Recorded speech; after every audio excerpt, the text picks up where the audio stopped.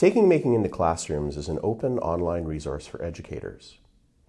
The resource outlines key components of design thinking and making that help teachers bring these pedagogical approaches into their classrooms.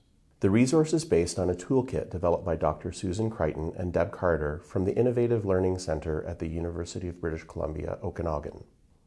Online content was jointly developed by UBC Okanagan, Royal Roads University, and OpenSchoolBC. So a Maker Day and taking making into the schools means that you're engaging in a multi-component integrated process that starts with a well-crafted design challenge that links what you're doing, what you're going to make, with the curriculum that you're studying. The second thing is you engage in design thinking, and the design thinking process helps you not only find a problem to the solution, to the challenge, but it actually helps you find to figure out why that problem is important, to figure out why the challenge is something worth doing. From there, you engage in collaborative prototyping, working within a group, drawing off of the design thinking activity and working together to answer the design challenge. You prototype using simple materials and simple tools. You fabricate and prototype a solution, an alternative, a different way of considering the design challenge. When all that is done, you engage in a gallery tour, a group reflective activity in which people come around and look at what your solution was. You explain it, they come around and they look at it, they become critical friends, and they offer quality feedback.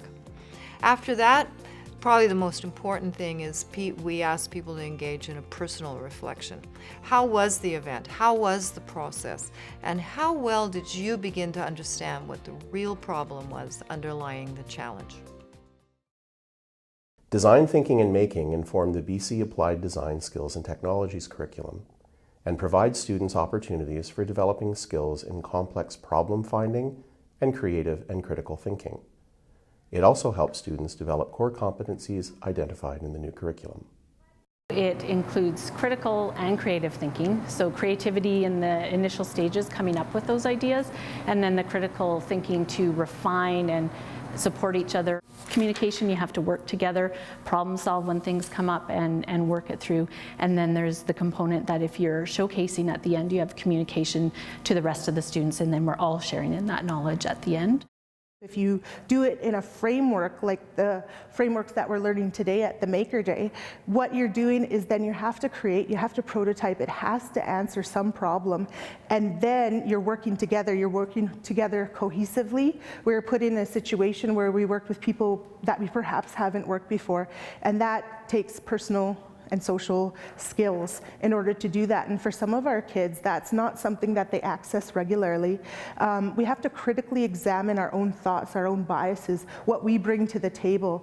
And then we have to use whatever creativity that we have in order to engage in that process and to come up with an end product. It's the best Maker education is going to happen when you have them working in groups and sharing of expertise.